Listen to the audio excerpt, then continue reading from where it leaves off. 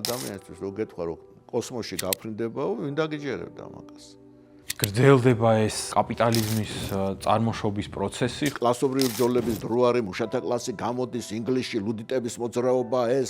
შეიძლება აი ეს утоპიის ფანტაზიებიც უფრო და უფრო რაღაცა მძიმე რეალობის გამოძახილია. რა თქმა უნდა, მძიმე რეალობის გამოძახილია. ეს თეორია, კაცობრიობის ისტორია რა არის? შეცდომების ისტორიაა სულ. ჩვენ ხო გვახსოვს, იყო დრო ადამიანებს წვავდნენ კოცონზე საერთოდ. პროცესი როცა ცხარი, ესე იგი, ჭამს ადამიანს, რაღაც შეუქცევადად გრძელდება. უტოპიური სოციალისტები გვეხმარებიან ბევრი თანამედროვე პრობლემის გააზრებაში. და ჩვენთვის რაც რთული არის იმის წარმოქმნა, ხო? თუნდაც ის რომ აი ბავშვთა შრომა ამ პერიოდში 10 საათზე მეტია. ხალხი გაქცეულია ქვეყნა, აი რა უნდა გავაკეთოთ, კითხვა უნდა დაისვას.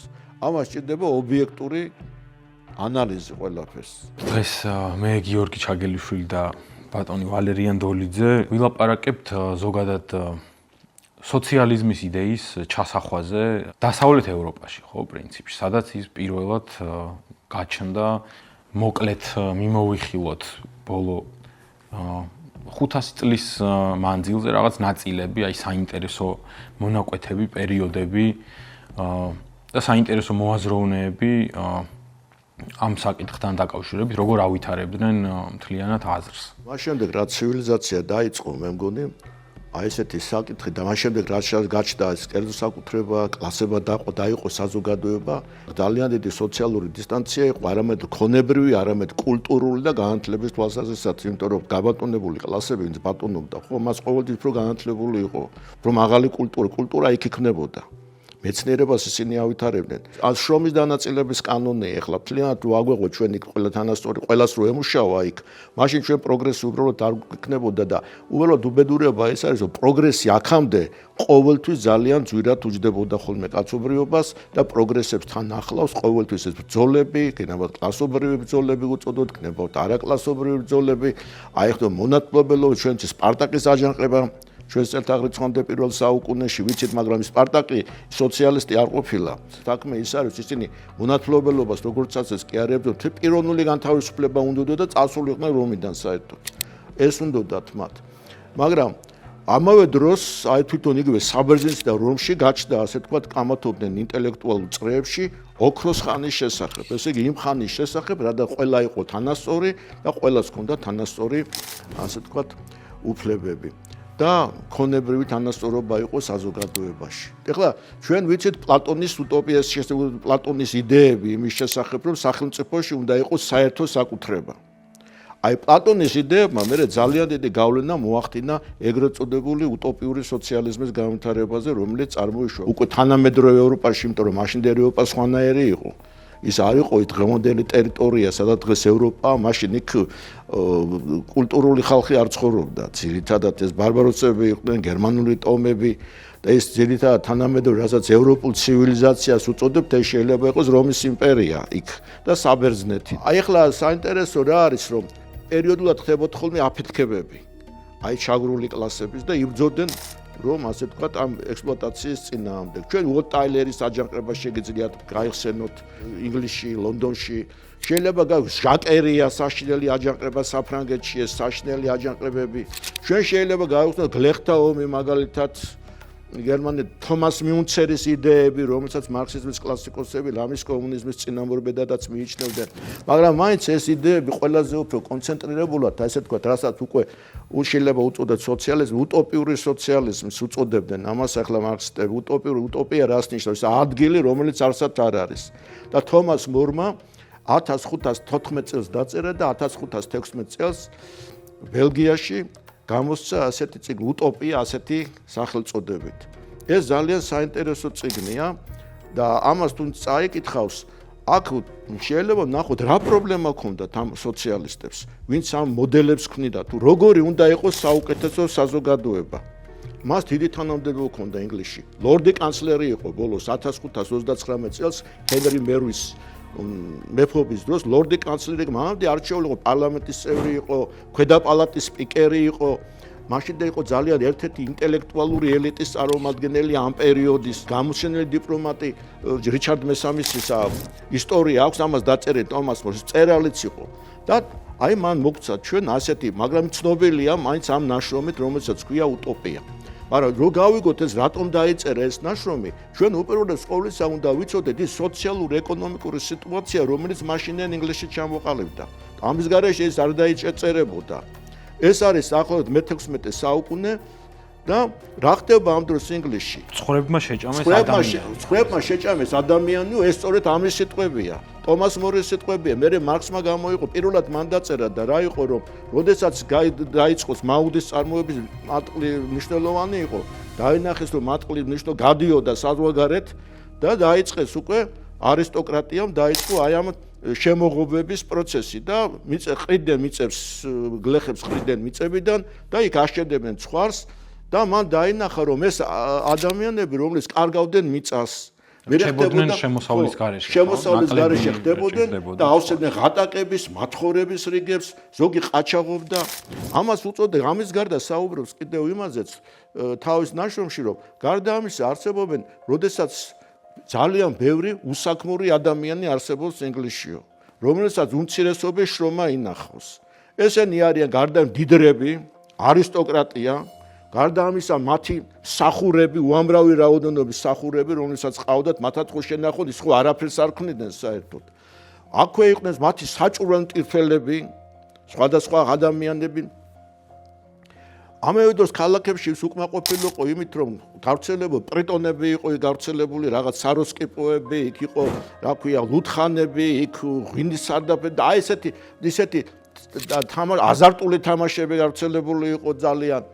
და მას დაინტერესა და ის აღნიშნავს, რომ და ამის მიზეზებს ხედავს აი კერძო საკუთრების არსებობაში და მას მიაჩნია, რომ როდესაც ადამიანს არავინ არ ზღუდავს, რომ მან მოიხვეჭოს ის ქონება, რამდენი შეუძლიაო, რამდენი დიდარეც არ უნდა იყოს სახელმწიფო, ასეთ შემთხვევაში უმრავლესობა მაინც გაღატაკდება და ეს სიმდიდრე უმცირესობის ხელში მოიყრის თავსო. და აი ამ სოციალურ-ეკონომიკური კონტექსტის პირობებში ის წერს აი ამ ნაშრომს, რომელსაც ქვია ეს უტოპია, მაგრამ საინტერესო რატომ არის? ეხლა იქ შეიძლება ჩვენ მოვყვეთ იქ აღწეროთ ეს ყველაფერი, თავარი არის ანალიტიკა, იქ რა არის საინტერესო? რეალური კონტექსტი, რეალური კონტექსტიდან ამოვიდეთ. საინტერესო რა არის? რომ რატო დაიწერა ეს? მას მარტო ეკონომიკა მისთვის საშუალება, მისთვის თავარი ადამიანი. რომ საზოგადო იყოს ჰუმანური ადამიანები, ურთიერთ გამტანობა იყოს ადამიანში, არ იყოს ქედმაღლობა, არ იყოს ანგარება, არ იყოს ადამიანის მიერ ადამიანის ჩაგვრა. და იმისათვის, რომ მას რას აკეთებს, ქონების განაწილებას უკავშირებს ამავე დროს აი სოციალურ-კულტურულ პროგრესსაც, ადამიანის განვითარებასაც ის. თომას მორი ლაპარაკობს, რომ სამუშაო საათები უნდა შემცირდეს. უტოპიაში ვინაიდან რატომ როგორ შევამციროთ 6 საათს მუშაობენ ადამიანები, 6 საათზე მეც არ მუშაობენ. 2 საათი მერე ისვენებენ, 3 საათი მუშაობენ, 2 საათი ისვენებენ და 3 საათის შემდეგ ისევ მუშაობენ. მაგრამ მუშაობის შემდეგ, ჩემო ბატონო, ისინი რას ამბობენ, ჩვენო ბევრი არ უნდა ვამუშაოთ ადამიანები, სამუშაო ცხოველს არ უნდა დაემსგავსოს ადამიანი. მას უნდა ქონდეს თავისუფალი დრო. იმისათვის, რომ ის განვითარდეს. და ის გვიჩვენებს, თუ როგორ იყენებენ ეს უტოპიის დღეს რო ავიღოთ დღევანდელი სიტუაცია, აი პედაგოგები დღედაღამე მუშაობენ, შაბათი, კვირა, ორშაბათი, ოთხშაბათი, ხუთშაბათი, იმიტომ რომ საარსებო საშუალებაა მათთვის. პირადი განვითარებისათვის დრო აღარ რჩებათ. სკოლის პრობლემა ავიღოთ, დღეს მასწავლებელი სახლში მივა, იქ პრობლემა, სოფლის მასწავლებელია იღე თუ გინდა. სახლში მივა, იქ ძროხა უნდა მოწველოს, იქ რაღაც თვით განვითარებისათვის დრო არ რჩება. და ამიტომ ტომას მორი რას ამბობს, რომ ჩვენო ადამიანშიო დრო ჭირდება ადამიანს, ას დასკვნა უნდა გავაკეთოთ, რომ ის თავარი რა არის ადამიანი, განათლების განვითარება და მითი სრულყოფა. კითხულობენ რაღაცას, მსჯელობენ რაღაცაზე, მერე თამაშობენ. ისე რომ ამ უტოპიის თითოეული მოქალაქე მარტო ხელოსნობით ან სოფლის მეურნეობით კი არ არის დაკავებული, არამედ იმდენ მეცნიერებასაც სწავლობენ კიდევაც. სამხრივად კი არ უნდა განვითარდეს, ადამიანი ყოველხრივ უნდა განვითარდეს და შრომის დანაწილება, რომელიც დღეს არსებობს საზოგადოებაში, რომელიც ბატონობს დღეს ადამიანზე, რომელიც ამახინჯებს ადამიანს და სამხრივად ავითარებს მას. უკვე რამდენი შეიძლება ავიღო, აი მაგალითად დაამთავრა უნივერსიტეტი რაღაცა, მე დისკვალიფიკაცია განიცადა, მე დრო არ აქვს, უბრალოდ თავზე ემუშაოს. სად აქვს იმის დრო? მთელი დღე რაღაცა უნდა გააკეთოს აი ცდილობს რომ აი ესეთი გარემო უნდა შეიქმნას ამ იდეალურ სახელმწიფოში. თან რასა გონივრულად ორგანიზებულ სახელმწიფოში, გონივრულ და რაციონალურ პრინციპებზე ორგანიზებულ საზოგადოებაში, რომ ადამიანი უნდა განვითარდეს იქ. ვინც ყველაზე ნიჭიერები არიან, მათ საერთოდ ათავისუფლებენ ამ ფიზიკური შრომისაგან. და ისინი უკვე დაკავებულნი არიან მეცნიერებას სწავლობენ, კულტურას სწავლობენ, ხელოვნებას სწავლობენ და მათგან ნიშნავს სხვადასხვა თანამდებობის პირებს, განსაკუთრებით დიპლომატებს და ესეთ თანამდებობებს, რომელიც სჭირდებათ. მაგრამ ეხლა თუ დავსვამთ კითხვას, ეხლა კი, მაგრამ ეს ქონება საინტერესო ის არის, რომ ამას ეკონომიკურ დასაბუთებასაც უკეთებს. სამწუხაროდ ეს მე არ შემხედე რომ რაღაც უარყოფით კონტექსტში უყურე, მაგრამ ეს ეკონომიკურ დასაბუთებას უყურე, შრომა აქვს წინ წამოწეული. ეს რას ლაპარაკობს, რომ ყველამ უნდა იმუშაოს. რატომ არის ცოტას რატომ მუშაობს ეს ხალხი? ყველა მუშაობს. ყველა რომ მუშაობს ამ წლის განმავლობაში, უფრო მეტი დოვლათი იქნება. მას მიაჩნია ეს უარყოფითი თვისებები საიდან მოდის, რომ ადამიანს არ აქვს უქონელი ადამიანი. ცოტაა საკუთარ ადამიანებს ეშინო რაღაცა არ დაკარგონ. ადამიანები მერე ყოყოჩდებიან, როდესაც მაგ სიმდიდრე აქვს. რატო რომ სიმდიდრე ის არის საზოგადოებაში არის დეფიციტი და ამასა აქვს. მაგრამ როდესაც ეს დეფიციტი აღარ არის, როდესაც ყველაფერი არის, ყველაფერი ადვილად მისაღებია, პრობლემა არ არის საერთოდ.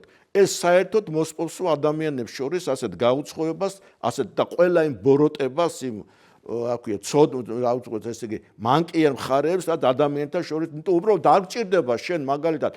ამიტომ მის გვეუბნება რომ ადამიანებიც გარდაიქმნებიან მთლიანად თუ ეს მატერიალური პირობები, ეს სიმდიდრე უფრო თან საერთო საკუთრებაში იქნება. ეს არის ანუ ისეთი საინტერესო პერიოდია, ხო? ეს 1500-იანი წლები. 1500-იანი წლები ეს არის დროთა განმავლობაში ბრიტანეთი, რომელიც პრინციპში რაღაც გამორჩეული იყო მთელი ევროპის და შეიძლება ითქვას მსოფლიოს მასშტაბითაც, იმ დინამიკით და ტემპით, როგორც ეს გლეხის, ესე იგი, უქონელ მშრომელად გადაქცევის პროცესი მიდიოდა, ხო?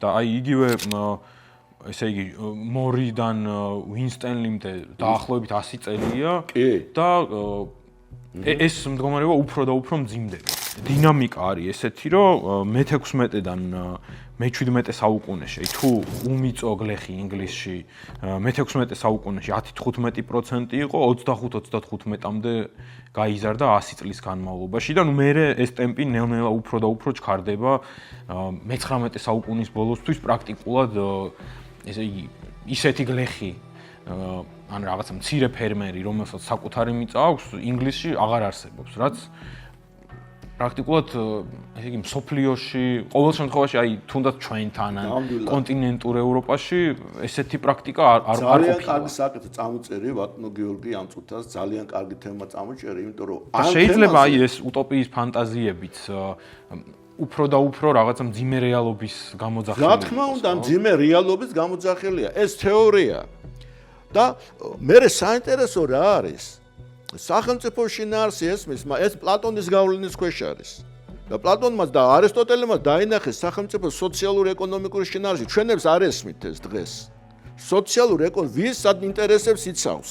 ვის ინტერესებს ნახავთ არისტოტელი როგორ აქვს დაყოფილი სწორი და არასწორი სახელმწიფოები? ერთი გარეგნულად ფორმა შეიძლება საერთო იყოს, მაგრამ შინაარსი განსხვავებულია. ეს დაინახა მაგალითად თომას მორმაც სხვათა შორის. და ეს დისკუსია ალბათ მაშინაც იქნებოდა, რომ ვიღაცებს არ ესმით და ხელისუფლება არის. უინსტენლიმაც ეს რას ლაპარაკობს? ეხლა მე რამდენი ვიფიქრეო სახელმწიფოებზეო, რამდენს დავაკვირდი იმ სახელმწიფოებს, რომლებმაც დიდ წარმატებებს მიაღწიეს და მე დავინახე, რომ ეს არის დიდრების შეთქმულება ღარიბების წინააღმდეგ, რომლებიცო იყენებენ სახელმწიფოს და იქმნიან სხვადასხვა, ასე თქვა, მაქინაციების საშუალებით კანონებს ქმნიან ისეთ კანონებს, რომელსაც სახელმწიფო იცავს და რეალურად მათ ინტერესებს ატარებს სახელმწიფოს საშუალებით და რახან სახელმწიფო იცავს, ესე იგი მას აძლევენ ღარიბებიც. ამიგეთ? ამიტომ სოციალურ-ეკონომიკური შინაარსი მას აქვს ძალიან კარგად დაცული, რომ ეს სახელმწიფო ეს არის დიდრების ინტერესების დამცველი სახელმწიფო. დიდრების ინტერესების დამცველი სახელმწიფო. და კანონები სხვათა შორის. კანონები და სახელმწიფო დიდრების ინტერესები, იმიტომ რომ ის თავის ინტერესებს აყენებენ ერთის მხრიდან სახელმწიფო ინტერესების საბაბით ლაპარაკობენ, სახელმწიფოს საბაბით ლაპარაკობენ და სინამდვილეში ეს არის მათი ვიწრო ინტერესები, რომ როგორ უკეთესად და იაფად გაფრთხნან ეს ღარიბები, უცოდინარი და ამოედოს ღარიბი ხალხი და როგორ შეინარჩუნონ თავიანთი ქონება, რომელიც მათ აქვს საზოგადოებრივი მეცნიერება და პოლიტიკური მეცნიერება ძალიან მჭიდროდ არის დაკავშირებული იმ პოლიტიკურ სისტემასთან. სადაც ის მუშაობს ჩვენ ამიტომ გვინდა სიტყვის თავისუფლება, ამიტომ გვინდა რომ ადამიანებმა თავისუფლად განვიხილოთ ნებისმიერი აზრი. კამათში მოვიდეს ჭეშმარიტება და კამათის საფუძველით გარდაქმნოთ ეს ცხოვრება, მაგრამ ახლა აქ რა არის კამათი საღი აზრი კი არ მართავს, როგორც აი უტოპისტებს ეგონათ, რომ აი ჩვენ ახლა ამას არა თომას მორს.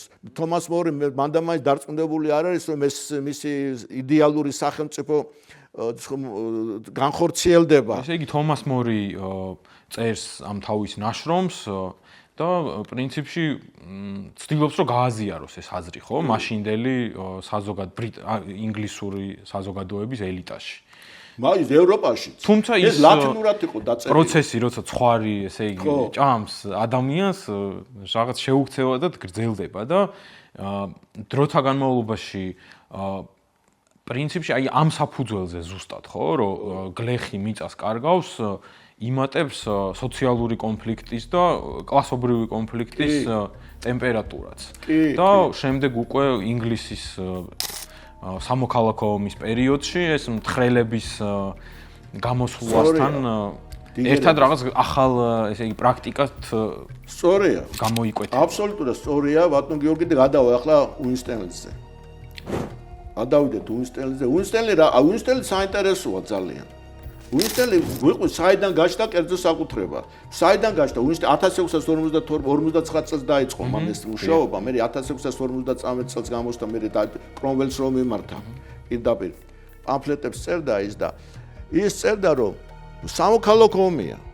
სამოქალაქო ომის შედეგად ეგონათ რომ ეს გლეხები რაღაცას მიწას მიიწევდა, მაგრამ ეს მე კრომველს წერს რომ ჩვენ ეს მეფეს ხელისუფლება იყო ძალიან ცუდი ხელისუფლება. ის იყო ნორმანდების ხელისუფლება,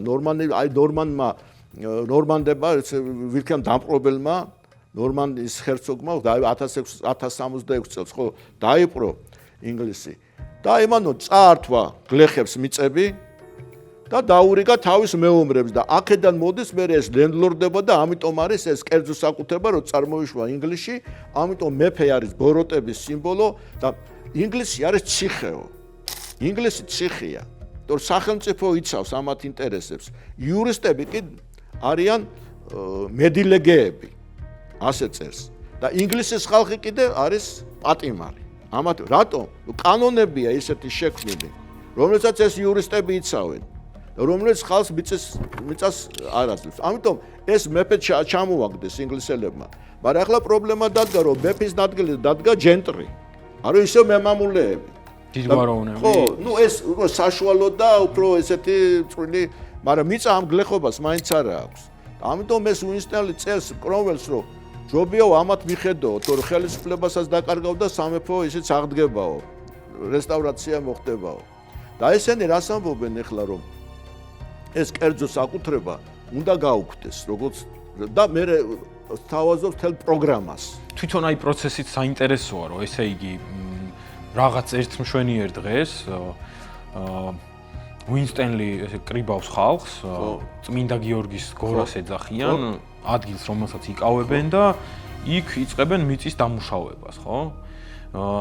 და უბრალოდ მოუწოდებენ ამ უმიწოდ დარჩენილ ადამიანებს, გლეხებს, რომ მივიდნენ და ერთად დაამუშაონ ეს მიწა და ის შრომის ნაყოფი რაც აქვთ, რასაც ერთად შექმნიან, საკუთარი შრომით გაინაწილონ. და აქ საინტერესოა კიდევ ეს რაღაც რელიგიური საფუძვლით გამართლების პრაქტიკაც, ხო? აი როგორ ცდილობენ მაშინ რომ ეს თავისი ნაბიჯი ახსნან. მე რომ ესე იგი ბიბლიის მიხედვით პრინციპში შეიძლება დღევანდელი გადმოსახედიდან თქვათ, რომ აი ბუნებრივად როგორც ღმერთმა შექმნა დედამიწა, როგორც შექმნა ადამიანი, ამ პრინციპის მიხედვით არ უნდა არსებობდეს კერძო საკუთრება, ეს მიწა მიცემული არის საერთო საკაცობრიო საკუთრებად, ადამიანი დადგენილია როგორც ამ მიწის მეპატრონე და გამკარგავი, ასევე, რა ვიცი, ცხოველთა სამყაროს გამკარგავი და ესე იგი ღმერთს არსად არ უთქვამს, რომ ვიღაც უნდა იდგეს დანარჩენ ადამიანებზე მაღლა. აი საინტერესოა თვითონ ეს პერიოდი, ხო, თუ მე-19 საუკუნის სოციალისტურ იდეაზე ვისაუბრებთ, აქ უკვე ბევრი რაღაც განსხვავებული ნიშანია, რაღაც სახალხო სუვერენიტეტის საკითხი შემოდის, უკვე ადამიანის უფლებები შემოდის, მაგრამ აი ეს მე-15, მე-16 საუკუნის სახალხო ბრძოლები ქრისტიანობიდან ცდილობს, რომ თავისი ლეგიტიმაცია იპოვოს. და ხო აი პრინციპში ალბათ ისიც ლოგიკურია, რომ შემდეგ მუდმივად ამ რაღაცა რელიგიური დისპუტების და კოცონების და ცეცხლზე დაწვევებითაც ხშირად მთავრდება ხოლმე ესეთი გამოსვლები მაშინდელი აჯანყებულებისთვის. ძალიან კარგად სოციალურ-ეკონომიკური კონტექსტი შესანიშნავად დაახასიათე და ეხლა უინსტენი გამოდის საკუთარ არ განსხვავდება ახლა ეს იმიდან მორისაგან რიტი. ამას კონკრეტული პროგრამა აქვს. და კონკრეტულად მიმართავს კრომველს. აი რა უნდა პრაქტიკულად ახორციელებს თან პრაქტიკულად ცდილობს ამის განხორციელებას. პრაქტიკულად. და ეს კერძო საკუთრება, ეს უნდა მოესმოს კერძო საკუთრება. მაგრამ ახლა მეაქცია ერთ რამეს საინტერესო თუ ტომას მორთან ჩვენ გვაქვს რომ მიწა და ეს რა ქვია საერთო საკუთრებაა მიწაში და სახლები მაგალითად ესეც საერთო საკუთრებაა. ხალხი ცხოვრობს და ყოველ 10 წელიწადში ერთხელ მე სახლები იცვლება იმითი კენჭისყრის საშუალებით. ეს ამბობს რომ ეს საერთო საკუთრება მიწა, წარმოებული პროდუქცია საერთო საკუთრება, მაგრამ ამ ადამიანებს თავისი სახლიც აქვს, ადამიანს ყავს თავის ცოლი, შვილები, რაც მას ეკუთვნის, რაც მისი პირადი ინტერესებისთვის არის საჭირო, იქ შეიძლება სხვადასხვა. ეს მისი საკუთრებაა და ეს ახალი სახელმწიფო ამ საკუთრებას იცავს სხვათა შორის ორივე როგორც თომას მორი, ასევე უინსტენი აქ სახელმწიფოს გულისხმობენ, უკვე სახელმწიფო არსებობს ტომას მორთანაც, მაგრამ სოციალურ-ეკონომიკური წესრიგი განსხვავებულია. იმისაგან უკვე ეს სოციალურ-ეკონომიკური წერკერძო საკუთრებაზეა დაფუძნებული. აი აქ იმისგან განსხვავებით აქ კერძო ადამიანი, ასე ვთქვათ, ოჯახები არსებობს, შვილები ყავს, ყველაფერი საკუთრება არის და მის საკუთრებას სახელმწიფო იცავს. თანამდებობის პირები არსებობენ, რომელიც უყურებენ, რომ საკუთრება და არავინ არ შეურაცხყოფს, არავის ხვითი ცოლი არ წაიყვანოს, ქონება არ წაიყვანოს, შეურაცხყოფა არ მიაყენოს არავის. ამისთვის დაიჯებიან ის ადამიანები, ვინც ამ შეურაცხყოფას მიაყენებენ. ხო, ფული აქ საერთოდ არ არსებობს.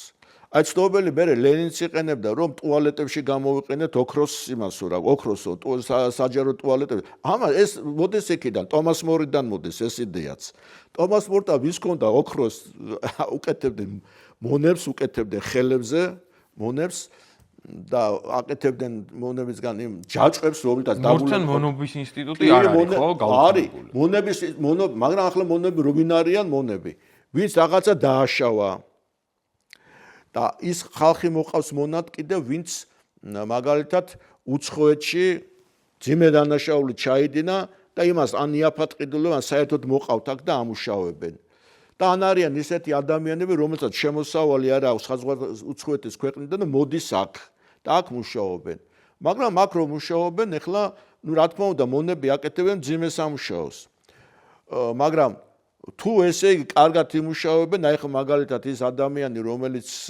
ის შეიძლება საერთოდ გაუშვან, მე განთავისუფლონ. თუ ან ის ადამიანი, რომელიც თავისი ნებით მოვიდა, მე აღარ უნდა გაჩერდეს, მას გაუშვებენ და ფულს მიცემენ და გაატანენ თან.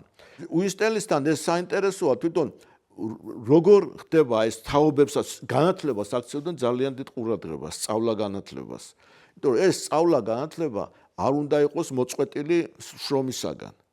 ამას უინსტენი ამბობს, რომ არო, მათო შრომაც უნდა იცოდნენ მათო. და შრომას უნდა ასევე თომას მორთანაც ასია, ბავშვები სწავლობენ, მე სკოლიდან გაყავთ სადღაც ქალაქგარეთ, სადაც ეს მიწების დამუშავება ხდებოდა, ისინი უყურებენ და თან თვითონაც მუშაობენ. ეს კარგია სხეულის გავარჯიშებისათვის, როგორც თომას მორი იძახის. და ამიტომ აქ საინტერესოა აი განათლებისა და შრომითი აღზრდის ერთად დაკავშირება. ეს იდეა საგას საბჭოთა კავშირში იყო განხორციელებული კიდე. ბევრ რაღაცას ახლა აქ რასაც დაიკითხავთ, იქ ნახავთ, თუ იქ ეს საბჭოთა კავშირში ხორციელდებოდა. და არა მხოლოდ საბჭოთა კავშირში, ხო, პრინციპში აი რაღაც ზოგადი პროგრესის საკითხები გახდა მე ეს. ახლა ეს ყველაფერი ინგლისში ხდება. საფრანგეთში ცოტა სხვანაირი სიტუაცია გვაქვს. ინგლისელები ცოტა დამინწებული ხალხია. დამიწებული ხალხია და იმიტომ იქ მრეწველობა ვითარდება. პირველი მანქანა სამრეწველო გადატრიალება იქ ხდება. ამან უზამაზარი ცვლილება გამოიწვია თვითონ აი ამ იმაში რა ქვია საზოგადოების სტრუქტურაში. და ამან უფრო და ამას ეკონომიკური მასაც ნახულობა. ამ მაუდის წარმოების წისხვილების განვითარებით და აი ყველაფერს ეს ეკონომიკური აზროვნება ამ სოციალური მოდელის შექმნისად იგრძნობა, თომას მორთანაც იგრძნობა ეს. მაგრამ ესენი რას ფიქრობდნენ, იცი ვინაიდან ეს ყველაფერი არის რაციონალური პროგრამა, რასაც ისინი აი მაგალითად სენ-სიმონი აპირებდა რომ თავკუთარი პროგრამა მეფეების საშუალებით. რატომ მეფე, იმიტომ რომ მეფე ნეიტრალურია, ყველა პოლიტიკურ სისტემაში არსებობს. ამიტომ წერდა მეფეს რომ აიო ის რა ქვია, ის რაც შეეხება სიმდიდეს განაწილებას საზოგადოებაში. ის ჩააბარე მეწარმეებსო, გამოჩენილ მეწარმეებსო. ისინი რატომ? იმიტომ რომ ისინი რო გამოცდილები არიან, დაინტერესებულები არიან რომ სახელმწიფო დიდი ხარჯები არ გაიღოს სახელმწიფო. დაინტერესებული არ იქნეს მაღალი გადასახადები. ბოლოს იმასაც კი ელაპარაკოს, ისინი შეიძლება საერთოდ მათ ხელფასის გარეშეც კი იმუშაონ. არ დაჭირეთ ხელფასის გადახდა. ამიტომ თუ ეს ადამიანები მსხვილი მეწარმეები იქნები, მეწარმეებს უწოდებს ის ამ შემთხვევაში ამ ბანკირებს ჩააბარე მაგალითად ფინანსური საკითხები.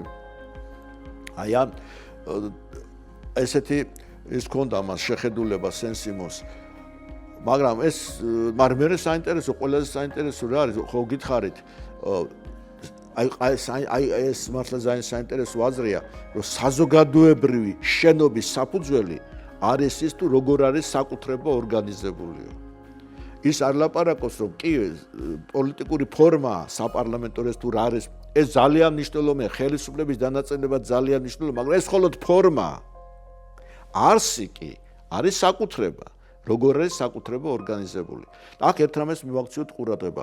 სენ-სიმონი და ფური არ გამოდიოდა კერძო საკუთრების წინააღმდეგ, განსხვავებით ინგლისელი უტოპისტებისაგან. კერძო საკუთრების წინააღმდეგ არ გამოდიოდა, მაგრამ ისინი ამბობდნენ, რომ აი სენ-სიმონი რომ თავარი პრობლემა საზოგადოებაში არის მრეწველობის და წარმოების ორგანიზაცია. ეს უკვე დიდი აზრი იყო. არა ბრძაնել და წარმოების ორგანიზაცია სოციალურმა საზოგადოებამ უნდა გააკეთოს და არა საზოგადოებრივმა თანამდებობის პირებმა. მთავრობამ რა უნდა, მთავრობის მოვალეობა რა არის? მთავრობის ერთადერთი მოვალეობა არის ის, რომ მრეწველობას თუ რაიმე პრობლემა აქვს წარმოებას, მოსპოს ეს პრობლემები.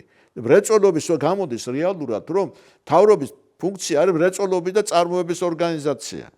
თუმცა ახლა სენ-სიმონთან შეიძლება დავინახოთ, რომ ის როდესაც ყავს წარმოებელი კლასები, არსებობს წარმოებელ კლასში საერთიანებდა ყველას, ფაბრიკანტებსაც საერთიანებდა და მუშებსაც საერთიანებდა, იქ მეზღვაურებს საერთიანებდა, ვაჭრებს საერთიანებდა, ბანკირებს საერთიანებდა და უპირისპირდებოდა ამას ამ ფეოდალებს და სხვათა შორის ბურჟუა რანტიებს. რანტია ახლა მაგალითად რომელიც არ მუშაობს და იმითი ცხოვრობს, რა ქვია, რენტით ცხოვრობს. მან აღმოაჩინა კიდე აი ეს წითელი ძაფივით გაზდევს ამას.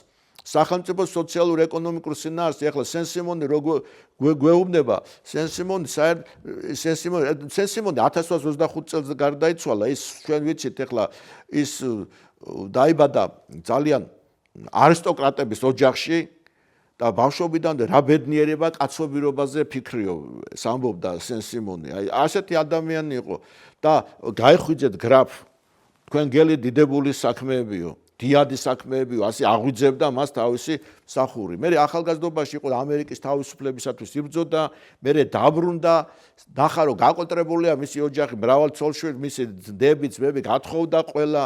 ეს პოლკოვნიკი გახდა ძველ არმიაში, მე დაიწყო საფრანგეთის რევოლუცია, საფრანგეთის რევოლუციაში მან უარი თქვა ყველაფერზე, გვარიც გადაიკეტა საერთოდ.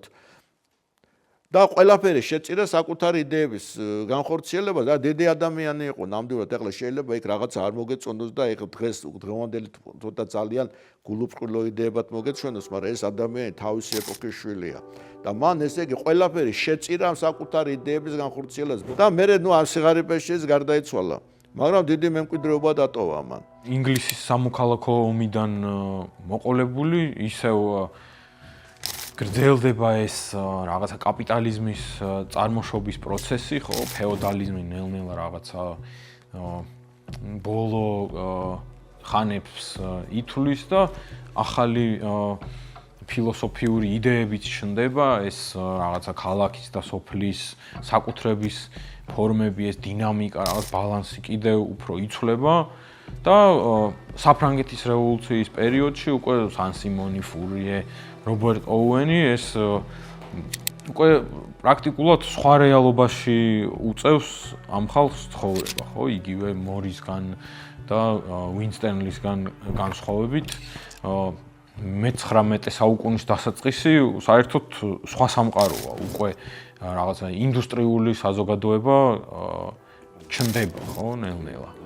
და აი ცოტა იმაზეც თქვა, როგორია უკვე ამ ინდუსტრიული ხანის დასაწყისის ადამიანის ცხოვრება. ძალიან კარგი თემა. საფრანგეთის რევოლუცია სადაც ხდება და შემდეგ უკვე სადაც ამ ახალ ფილოსოფოსებს ვიჟღებს. შესანიშნავი და აქ აუცილებელია ოუენის სახელი რო არ ვახსენოთ, არ შეიძლება. ეს არის პირდაპირ შვილი სამრეწველო გადატრიალების, სამრეწველო რევოლუციის. ჩვენ ვიცით რომ აქ უკვე მანქანები გაჩნდა, უკვე ფაბრიკა გახსნა, უკვე ორთქლის ზრავაზე მუშაობს.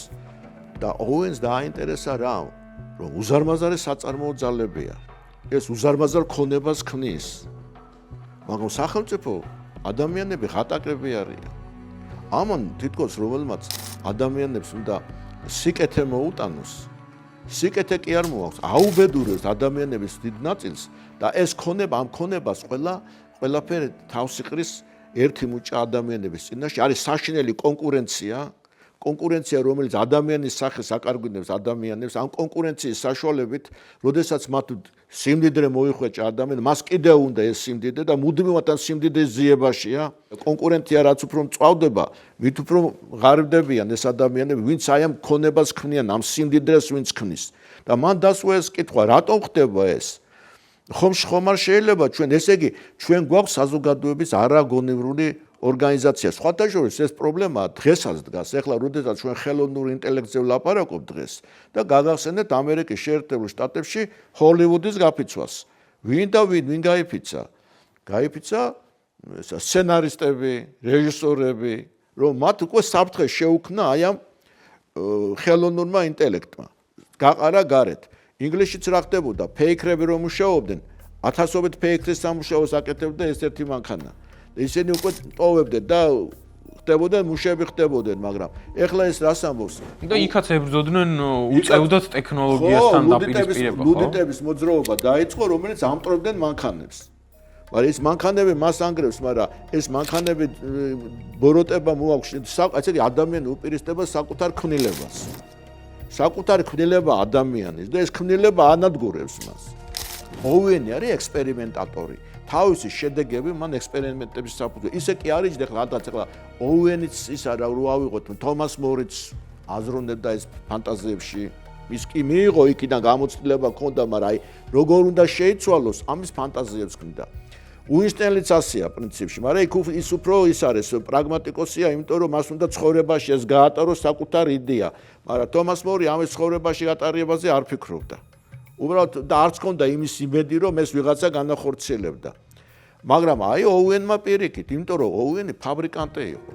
ის ფაბრიკის თანამესაკუთრე ნიუ-ლენარკში, იქ ჯერ იყო ფაბრიკების მმართველით მუშაობდა, დირექტორი რო იყოს ქარხნის ასე იყო, მერე საკუთარი ის გახდა, ის პარტნიორი გახდა ნიუ-ლენარკში და იქ ნიუ-ლენარკში მოხდა ამდვილი ისა რა ქვია, რევოლუცია მოახდინა. რაღაც პატარა დასახლება იყო იქ. რაღაცა ფაბრიკა მუშაობდა, 1500 კაცი ცხოვრობდა და ამან რა გააკეთა? მოვიდა სამუშაო საათები შეამცირა. მაშინდელ ინგლისში 12-14 საათი იყო სამუშაო საათი. ამან 10 საათამდე დაიყვანა სამუშაო საათი.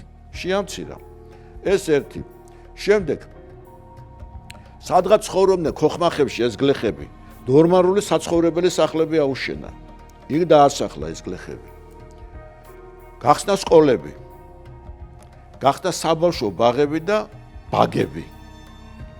ბაგა-ბაღები. დღეს არა გვაქვს საქართველოში პრობლემაა. ბაგა-ბაღები, საბავშვო სახლები. გახსნა ამავე დროს საავადმყოფოს სალაროები. აი საავადმყოფობდა ადამიანი რომ ერთმანეთ შემდეგ. ამათ ხო სკოლები გაუხსნა, ხო თქვით რა? ექიმები გაუყვანა ამათ. ეს ყველაფერი ისე გასკდა ეს ევროპაში. მე საქვეყნოდ გაითქვა სახელ ნიულენდეს სწრაფად გაიზარდა მოსახლეობა, იქ 2000-ზე მეტი გახდა უკვე მოსახლეობა, 1500 2000-ზე მეტი გახდა და ამას მიუმატა ის რომ პირიქით თან მე რა 2006 წელს ინგლისში დაიწყო ის რა ქვია კრიზისი. 4 თვიანი ფაბრიკა გააჩერა. მაგრამ რა გააკეთა? მუშებს ხელფასებს მაინც აძლევდა. ხელფა ხო დაახლოებით გააჩერებენ ფაბრიკას, უშვებენ ხალხს. ამ მუშებს ხელფასს და საინტერესო რა წარმოება მოგებაზე მუშაობდა წარმოება მაინც. კლასობრივი ბრძოლების დრო არის, მუშათა კლასი გამოდის, ინგლისში ლუდიტების მოძრაობა ეს. ხო და ამ დროს უცბად აქ არის სადღაც შექმნა ესეთი ოაზისი. მაგრამ ისეთი ადამიანი იყო რომ ხო ბევრ რაღაცას გააკეთა, ბევრი რამე გააკეთა, მაინც უკმაყოფილო იყო, კიო ყველაფერს ვაკეთე, მაგრამ მე მაინც ესენი მაინც ჩემი მონები არიანო. და ეს აწუხებდა მას. რატომ არიან ესენი ჩემი მონებიო? ამიტომ ის იბრძოდა მუშათმისათვის რომ მუშათა კლასის მდგომარეობა გაუმჯობესებული იყო, ინიციატორი იყო ერთ-ერთი ის ახალი საფაბრიკო კანონის მიღების და როდესაც 2019 წელს მიიღეს თუ არ ვცდები შეიძლება მეშლება ეს კანონი პირველი საფაბრიკო კანონი ძალიან დამახინჯებული იყო. ბავშვების და ქალების შრომა ოდნავ იყო რაღაც ესეთი შემსუბუქებული და როდ ჩაიქნია ხელი რომ აქ ინგლისში არაფერი არ გამოდიოდა მოკიდა ხელი და ასე თქვა გაიქცა ამერიკის შეერთებულ შტატებში 1825 წელს ის ჩადის ამერიკაში და ქმნის ასეთ დასახლებას ახალი ჰარმონია. მას ჰქონდა თავისი იდეები, როცა ამან ვერ გაამართლა ესე იგი ბურჟუაზიული საზოგადოების ასე თქვა შელამაზება. გადაწყვიტა რომ უნდა შეიქმნას კომუნისტური ასე თქვა თემები. მას ჰქონდა იქ წავიდა, მაგრამ იქაც ვერ გაამართლა ამან და 2000 ამას თავისი მიზეზები ჰქონდა ეხლა ეს რა ხო არა ეს მეცნიერულ დონეზე ეხლა მარქსი და ენგელსმა ეს მეცნიერული ხო თან მარტო უენიც ხო არ ყოფილა ეს პერიოდი პრინციპში აი იგივე ფურიეს იდეებიდან გამომდინარე რაღაც ისეთი ბუმის პერიოდი იყო ამ ცდების რომ როგორ შეუქმნათ რაღაცა ჰუმანური საზოგადოება როგორ შექმნა მაგრამ დღესაც არაა შექმნილი და დღესაც არ არის გონივრული საზოგადოება ეს კითხვა რაც მათ დასვეს როგორ დღესაც აქტუალურია აი ახლა მე ვთქვი მაგალითად ხელოვნური ინტელექტის პრობლემა ხელოვნური იგივე პრობლემა დგას ხელოვნური ინტელექტის გამოყენება კაპიტალისტური სისტემის პირობებში რას მოგვიტანს? ხო არ უნდა მოხდეს შემთხვევით ისევ შეიცვალოს რაღაცა და ასე ვთქვათ გონივრულ საფუძველზე რატო იქ როგორ არის გონების იქ დაგეგმარებულია ყველაფერი ამ უტოპისტებთან ყველაფერი და გეგმა ისე არა სახელმწიფო საგეგმო კომიტეტი არ იწოდე მაგრამ ეს გონებრივად არის ყველაფერი და როგორ უნდა გაკეთდეს ახლა მაგალითად თომას მორთან რო არის იქ მაგალითად ქალაქი არსებობს 53 ქალაქია და ეს ქალაქები ყველაფერი ერთმანეთს გავს სად არის იქ ბაზრები სად არის როგორი ბაზრებია იქ როგორ ეს ყველაფერი ყველგან ერთნაირად იქცევა ადამიანები მაგრამ ეს ადამიანები კმაყოფილები არიან ამით მათ ყველაფერი აქვთ ამიტომ ამის წინააღმდეგები არ არიან ისინი. მაგრამ აი აქ ინგლისმა უკვე რეალობა გვიჩვენა ძალიან ძიმე დაპირისპირებაა შრომასა და კაპიტალს შორის და მან თქვა რომ აუცილებელია რომ ესე იგი საერთო საკუთრების არსებობა და საჭიროა შეიქმნას ესეთი შრომითი კომუნები, სადაც ადამიანები ოჯახებივით იცხოვრებენ. აი ახლა ერთ-ერთ კომიტეტს ესე იგი როგორ არის ესეთი კომიტეტი იყო საფაბრიკო და სოფლის მეურნეობის მუშების ცხოვრების გაუმჯობესების კომიტეტი. აი ესეთ მოხსენებას აკეთებს იქ ის ამბობს რომ უნდა დავყოთ გარკვეული მიწები კვადრატებით, ესე იგი თითოეული საკმაოდ დიდი რაოდენობის მიწა. თითოეულში უნდა ცხოვრობდეს დაახლოებით 2000-მდე ადამიანი. აქ ეს დაგეგმარებულია უკვე სად არის მაგალითად საერთო სასადილო. იქ სადღაც სასადილოა. იქ სასადილოს თავზე კიდე რაღაც დაწესებულ გვერდით არის სადღაც საბავშვო დორმანტებს უწოდებენ სადაც ადამიანს ბავშვებმა უნდა დაიძინონ იქ სადღაც საავადმყოფოა სადაც მანქანები არის არსებობს მანქანებმა უნდა ემუშაოს და ეს უნდა იყოს ერთ დიდ ოჯახად უნდა იყოს ეს შრომითი კომუნები გაერთიანებულები არა მარტო ის ამბობს რომ ეს კერძო ინტერესი და კონკურენცია კლავს პროგრესს ეს არ გვაძლევს ჩვენ საშუალებას რომ ეს საწარმოო ძალები გამოვიყენოთ უზარმაზარი საწარმოო ძალები, რომელიც ამის ხედავთ თვითონ ხო ფაბრიკის დირექტორი იყო და თვითონ გაანგარიშებები აქვს, კიდე რა დაჯდება. ეს არ არის აბსტრაქტულად მოაზროვნე ადამიანი და არ არის ფანტაზიური. ეს პრაქტიკოსი კაცია. და აი პრაქტიკაზე დაკვირვებამ მიიყვანა ამ დასკვნებამდე.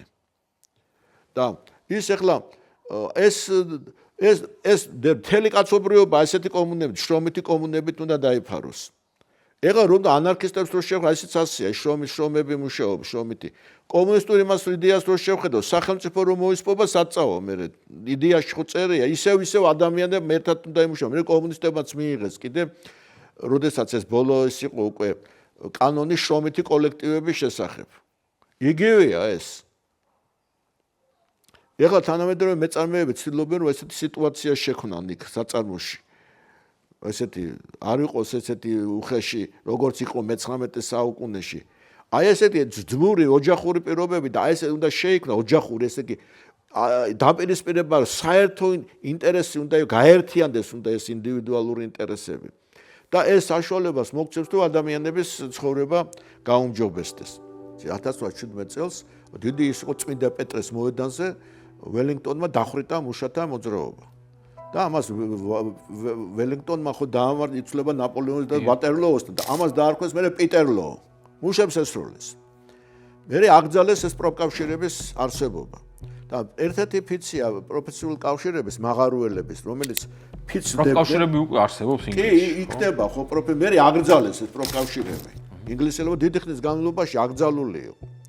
მაგრამ ჩვენ ვხედავთ რომ მუშათა კლასმა დაეწყო ბრძოლა მერე საყოველთაო საარჩევნო უფლებისათვის. მან დაინახეს რომ სხვათა შორის მე ჩვენი ჭიათურლების გასაგონად მინდა ვთქვა და ესეც აქტუალურია დღეს, რომ მუშათა კლასი მივიდა იმ დასკვნამდე რომ საარჩევნო უფლებას აქვს დიდი მნიშვნელობა მათი პირობების გაუმჯობესებისათვის და დაიწყეს ბრძოლა საყოველთაო საარჩევნო არჩევნების რომ მუშათა კლასს ჰქონოდა ხმის უფლება. აი თქვენ გახსოვთ მაგალითად ჩარტისტების მოძრაობა. პირველი ხარტია რომელიც წარუდგინეს პარლამენტს, ხო პირველი მოითხოვდნენ აი მუშებს უნდა ქონდეს საარჩევნო უფლება. კიდე ეთხოვდნენ ერთ რამეს. მათ უნდათ რომ მუშათა კლასი ყოფილიყო წარმოდგენილი პარლამენტში და მოითხოვდნენ რომ პარლამენტარს ქონოდა ანაზღაურება. რატომ? იმიტომ რომ ახლა ბურჟუა რო დაждდებოდა იქ, იმას თავის სხვა შემოსავლები ქონდა, ის არც იცხოვრობდა პარლამენტის ხელფასთან, მაგრამ მუშათა ცენზიც არსებობდა, ხო, როგორც არჩევნებში მონაწილეობაზე, ისე პარლამენტში და მაგიტომ მთელი მე-19 საუკუნის, მე-20 საუკუნის პირველ 20-იან წლებამდე ქონებრივ მე-19 ქონდა მე ქალებისაც არ ქონდა თქვის უფლება ინგლისში. ის ცალკე მოძრაობაა კიდე სუფრაჟისტების მოძრაობა. ეს და ამათ აი ეს დაიწყო ბრძოლა ამ უფლების ჩარტისტული მოძრაობა დიდ ბრიტანეთში. ამ დროს ჩამოდის სწორედ ოუენი, ამაში იყო ჩაბმული ჩარტისტების მოძრაობაში, მუშათა მოძრაობაში და ძალიან დიდი როლი შეასრულა, იმიტომ რომ მან დაინახა რომ არ გამოვიდა ეს ახალი ჰარმონია, ვერ იმუშავა ინგლისში. დაახლოებით იგივე იყო ამერიკის ექსპერიმენტიც ჩავარდა. რაც ფურიეს ჰქონდა ეს რა ქვია ფალანგი რა ქვია ხო ფალანგების ხო რომ თანდათანობით შეიჭრებოდა საზოგადოებაში და გარდაქმნიდა ამ საზოგადოებას. ესეც კომუნები ხო დაახლოებით, მაგრამ კერძო საკუთრება იქ კაპიტალისტებიც მონაწილეობენ მაგაში რომ კერძო საკუთრება არსებობს. ამან არ კერძო საკუთრება უნდა იყოსო. სიმონიც ამბობდა და ესეც ამბობდა. სიმონი უკვე ამ დროს გარდაცვლილი 1825 წელს გარდაიცვალა ის, მაგრამ აი ეს განსხვავება ერთი რამაა, საფრანგეთის სამრეწველო რევოლუცია, აქ საფრანგეთი აქ თუ მუშათა კლასია უკვე გამოწვრთობილი, აქ ჩვენ ძირითადად ხელოსნები გვყავს საფრანგეთში. აქ სხვა მოძრაობებია უკვე. და აი ეს და მერე უკვე ახალი ეტაპი იწყება, მერე ჩვენ ვხედავთ 48 წელს უკვე ჩვენ კომუნისტური პარტიის მანიფესტი იჭერება, მარქსიზმის, მერე იქნება პირველი ინტერნაციონალი. ამას მოყვა მეორე ინტერნაციონალი, უკვე გამოვიდა ამ утоპიურიდან და უკვე სოციალიზმის ინტეგრაცია ხდება არსებულ პოლიტეკონომიურ სისტემაში და საინტერესო რა არის კიდე აი ამ ოუენთან იცი ის რას ლაპარაკობს რომ ადრეო შეიძლება საკუთრების ეს კერძო ფორმები რომელიც არსებობდა ის მისაღები იყო მაგრამ დღეს მანქანების პირობებშიო ეს უკვე მიუღებელია ეს უკვე აღარ მუშაობს საზოგადოების სასარგებლოდ ეს გენიალური აღმოჩენაა იმიტომ ამას მარქს საწარმოო ძალებზე ლაპარაკობს, ახლა მარქსს ლაპარაკობს საწარმოო ძალებზე. ამიტომ ეს როგორც აქ პატარა წინადადება, როგორც განვითარებას ესე უყურებს ეს თვითონ საზოგადოების სადღაც ადრე ალბათ კარგი იყო ეს კერძო, ეხლა უკვე აღარა, იმიტომ მანქანები შეიქმნა.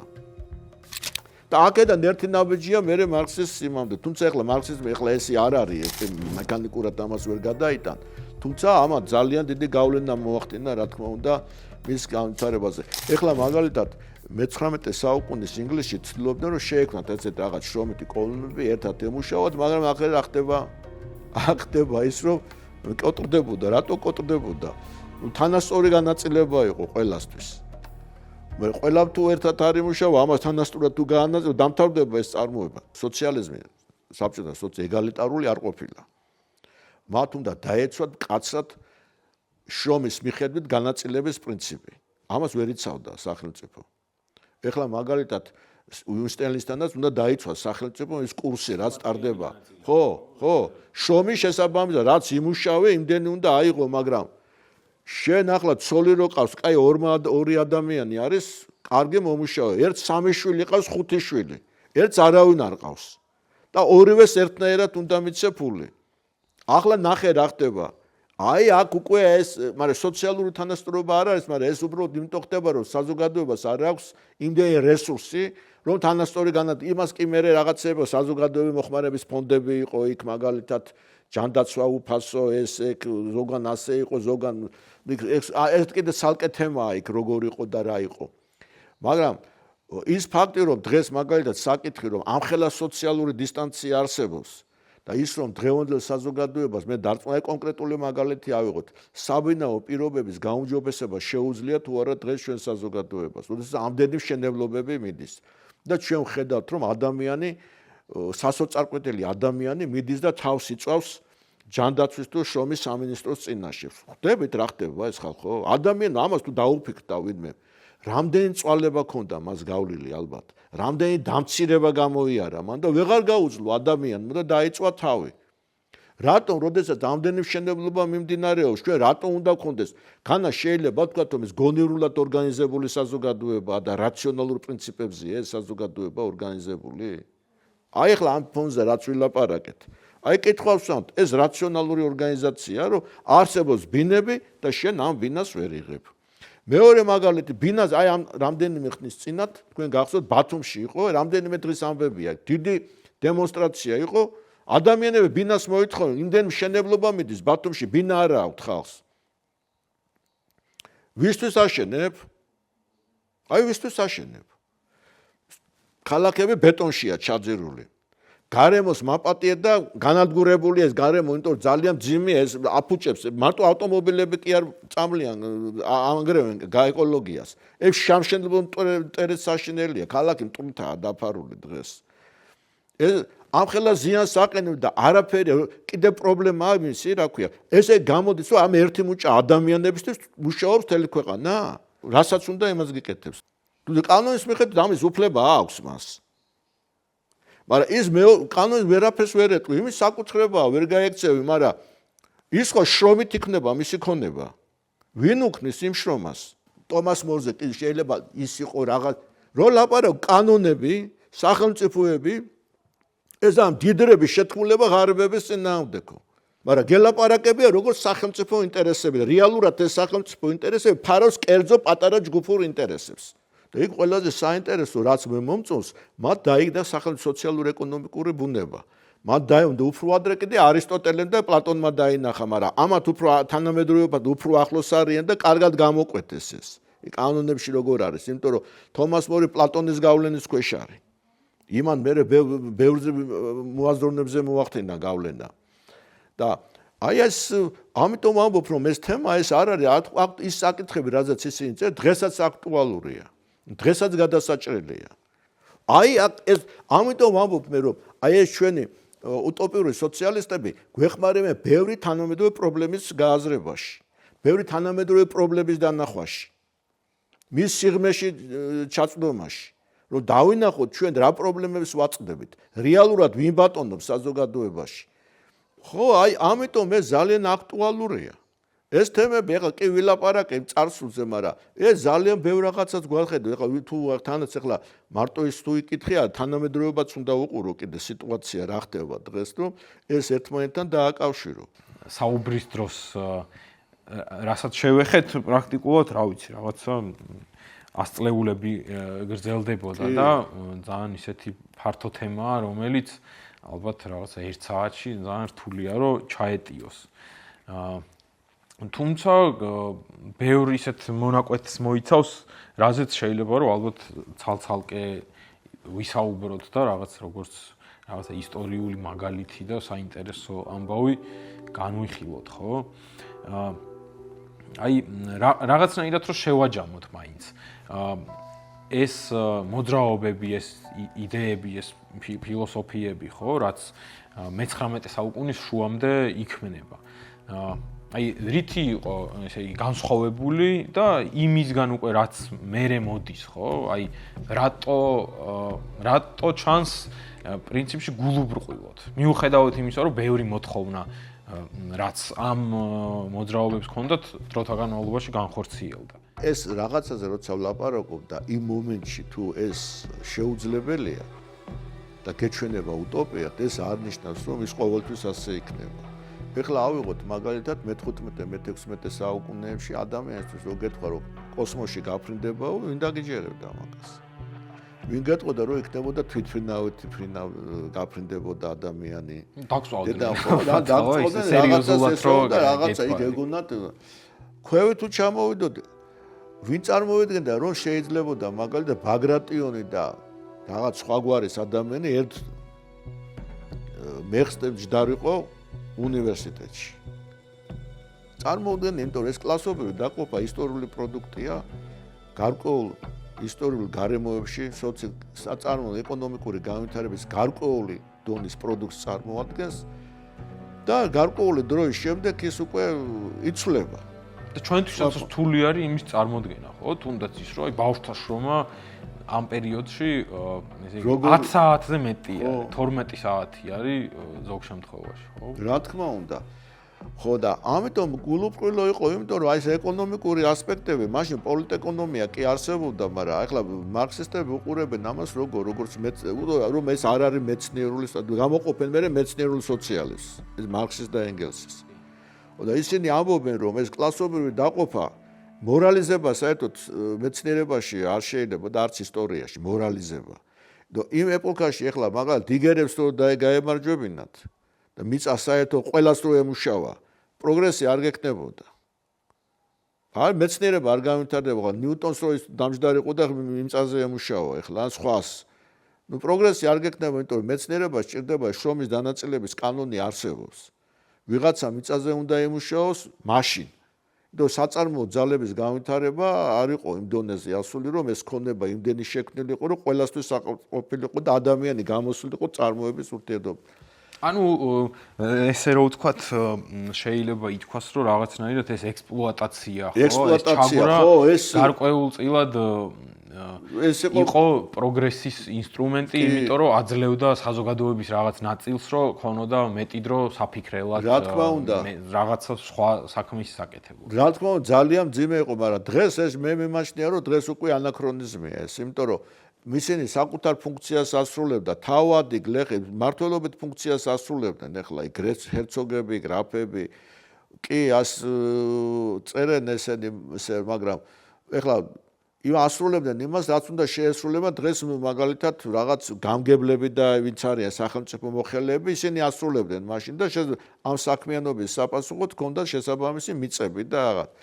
მაგრამ დღეს უკვე 21 საუკუნეში უკვე ჩვენ რას ვხედავთ, რომ იქ არსებობს კაპიტალისტთა კლასი რო ავიღოთ, იქ არიან წვრილი და საშუალო კაპიტალისტები, დღე-დაღამე მუშაობენ, არიან მსხვილი კაპიტალისტები, რომლებიც არაფერს არ აკეთებენ რეალურად, აქვს აქციები, სადღაც აქცია შეიძლება გქონდეს, ფეხი თან საკონტროლო ან ისე სხვადასხვა აქციები, არა ფული თავისი. ეს ხო რაღაც ფეოდალიზმის დაბლობა. აი ამიტომ ვხვდებით, რომ ეს კლასი, კაპიტალისტური კლასი უკვე ანაქრონიზმად იქცა, როგორც თავის დროზე ფეოდალები იქცენ ანაქრონიზმად.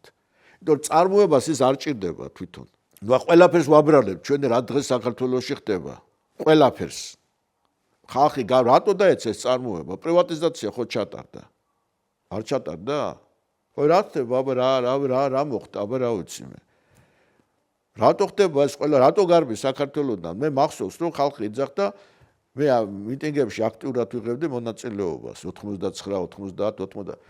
ჩვენო ბალახს შევჭამთო, ოღონდ დამოუკიდებელი იყო საქართველოს. კარგად მახსოვს, მაგრამ აბა ვინ ჭამს ახლა ბალახს? ხალხი გაქცეულია ქვეყანა. აი რა უნდა გავაკეთოთ? კითხვა უნდა დაისვას. ამას სჭირდება ობიექტური ანალიზი ყველაფერს. ამას არ სჭირდება პათეტიკური განცხადებები. ძალიან ორიგინალი, ძალიან მკაცრი და გონიერი ანალიზი სჭირდება ყველაფერს. ისე რომ აქ არაფერზე არ უნდა იყოს ტაბუდადებული თემები, აქ არ უნდა იყოს საერთოდ. თუ გვინდა რომ ჩვენ წინ წავიდეთ. თორე ასე მაგალითად რაღაცა ტაბუდადებული იმაზე არ ამბობ, ახლა იმას ვერ ვიტყვი რაღაცა. ეს არ არის სწორი. ყველაფერზე უნდა ადამიანები საერთოდ ცდებიან თელი კაცობრიობის ისტორია რა არის, შეცდომების ისტორიაა სულ. ჩვენ ხო გვახსოვს იყო დრო ადამიანებს წვავდნენ კოცონზე საერთოდ. სხვებს შეწირვა ხდებოდა და ხალხს ეგონა რომ ეს მართლა სწორი იყო. მაგრამ თანდათანობით გონება ვითარდება რა, გონება პროგრესი განიცადა. არის რაღაცა სადაც გუშინ ვაკეთებდით, დღეს იქ ჩვენთვის მიუღებელი ჩანს. იმიტომ რომ ადამიანის ნეობრივად და გონებრივად განვითარდა, მეცნიერება განვითარდა. და დღეს ეხლა მაგალითად რაც დღეს საქართველოში ხდება, ეს არის ანაქრონიზმი აბსოლუტურად. ქვეყანაში სადაც იყო განვითარებული, განათლებული ხალხია ქართველები, ეხლა აქ წიგნიერი ხალხი და უცბად არის ასეთი სიღატაკე. აი მე ვფიქრობ რომ აქ რაღაც პრობლემებია და ამას ძალიან სერიოზული ანალიზი ჭირდება ყველაფერს. ალბათ რაღაცნაირად ამ განათლებაში შეიძლება რომ რაღაც პოლიტიკის და პოლიტიკის ისტორიის ნაწილი რაღაც ჩავარდნა იყოს, რაც გვაკლია და ალბათ იმ საკითხებზე საუბრის გვეშინია, რაზეც სასაუბროა, ხო? და იგივე როცა სოციალიზმზე საუბრობთ, ან უბრალოდ რაღაცა მუშათა მოძრაობაზე ვსაუბრობთ, ეს მაინც და მაინც არ ნიშნავს რაღაცა 1927 წლის რეპრესიებს და ეს ასევე მოიცავს იმას, რაც რა ვიცი 200 წლის წინ ხდებოდა იმ პროცესს, როცა ეს მოძრაობები იბრძოდნენ საყოველთაო ხმის უფლებისთვის, ქალების უფლებებისთვის, იმისთვის, რომ ბავშვთა შრომა ნორმალიზებული აღარ ყოფილიყო. ბევრი გასახსენებელი ამბავი გვაქვს იმისთვის, რომ ალბათ რაღაცა ახლიდან შევქმნათ ჩვენი ყოველდღიურობის უკეთესობისკენ შეცვლის პროგრამა და რაღაცა ეს ყოველდღიურობა რაღაც ჰუმანურობის გზაზე დავაყენოთ. ხალხი ცხოვრობს ძალიან ძიმედ. ეხლა ბათუმში ხო გახსოვს ორი ბავშვი რო დაიღუპა. რაღაცას რო ეძებდნენ, ბათუმში მოხდა ესეც რაღაცაზე. ჯარცე ახლა წარმოვიდგინე შენ. ალბათ ოჯახს როგორ უჭირდა. რამდენს უჭირს ეს ოჯახებს უჭირთ ძალიან. ჩემ სტუდენტებს რო უყურებ, ახლა მუშაობენ მთელი დღე. უჭირთ ახლა ეხლა რომ მოხდა evaluation-ში როზიხარ, მთელი ღამე და მეორე დღეს ლექცია გაქვს. და გამოცდა გაქვს ჩასაბარებელი. ხო ხდებიან ამხელა ან მერე ბავშვები არიან და რეპეტიტორობენ კიდე. ბავშვებს ამზადებენ კიდე. მე ხო ვიყავს თუ ჩემ დროს ასეთი რამე მე არ მახსოვს. ხო და იმიტომ რომ ჩვენ ძალიან ძიმე მდგომარეობაში ვიმყოფებით დღეს. სოციალურ-ეკონომიკური თვალსაზრისით უპირველეს ზნეობრივი თვალსაზრისითაც, იმიტომ რომ ჩვენი საზოგადოება ორ ნაწილადაა დაყოფილი რეალურად. ერთი უმცირესობა, რომელსაც ყველაფერი აქვს და უმრავლესობა, რომელსაც თითქმის არაფერი არ აქვს. ბატონო ვალერიან, აი დავასრულოთ აქ დღევანდელი საუბარი და მომავალში საინტერესო იქნება ჩემთვის თუ ვილაპარაკებთ სხვა პერიოდებზე და ისტორიის სხვა მომენტებზეც. აუცილებლად ვეცადოთ რომ ჩვენი ცოდნა თქვენი და თქვენი მსგავსი იგი მეცნიერების დახმარებით რაღაცნაირად ამოვავსოთ და ისე საჯარო გავხადოთ. კი ბატონო, უღმესი მადლობა.